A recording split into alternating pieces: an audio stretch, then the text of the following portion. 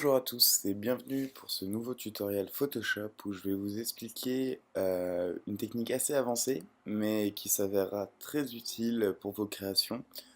Donc c'est une technique de masque d'écrêtage qui va vous permettre d'appliquer quelque chose à un seul calque.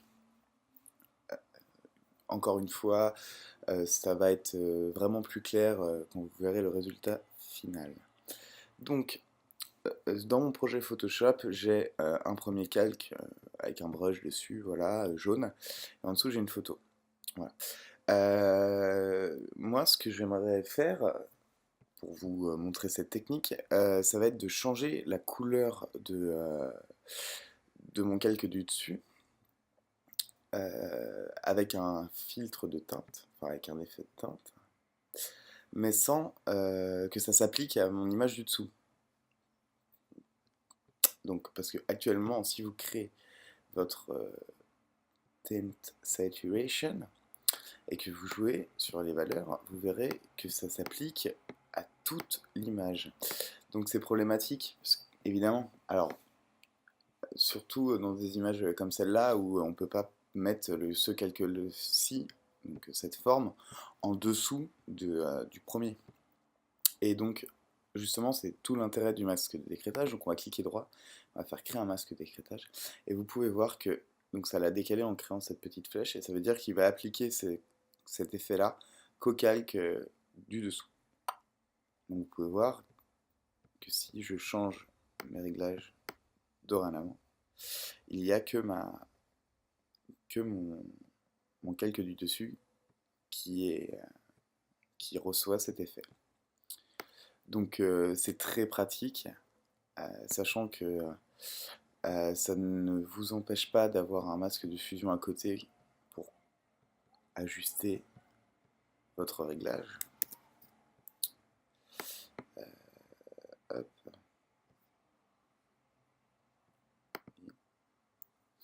Donc, comme d'habitude, hein, les masques de fusion. Donc voilà pour le premier petit truc et astuce. Donc masque d'écrêtage qu'on peut annuler évidemment. Voilà. On peut se servir aussi d'un masque d'écrêtage avec une forme. Alors, à quoi va nous servir donc avec une forme, avec un autre calque en fait? À quoi cela va-t-il bien pouvoir nous servir? Donc si on crée un masque d'écrêtage à partir de cette forme-là, on peut voir qu'il applique en fait le contenu de ma forme à l'intérieur de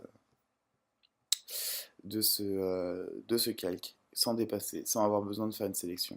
Ce qui est très très pratique aussi. Donc par exemple là, ça va permettre de texturiser quelque chose. Et vous pouvez voir que je peux déplacer ce calque-là, et en aucun cas, tout mon tracé là n'apparaîtra. On verra apparaître que ce qui dépend de ce calque-là. Donc bien évidemment, si je prolonge un petit peu ce calque, vous pouvez voir qu'on le voit. Voilà. Donc j'espère que ce tuto vous a été utile, sachant que en plus de cela, on peut appliquer plusieurs masques d'écrêtage. Donc rajouter la teinte de saturation qui s'appliquera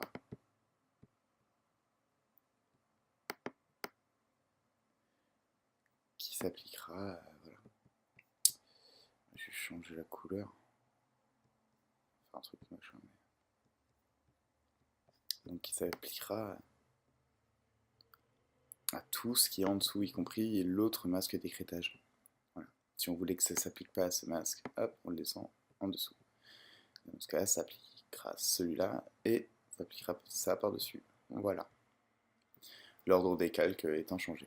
Donc voilà, j'espère que ce petit truc astuce vous aura été utile et je vous dis à la prochaine.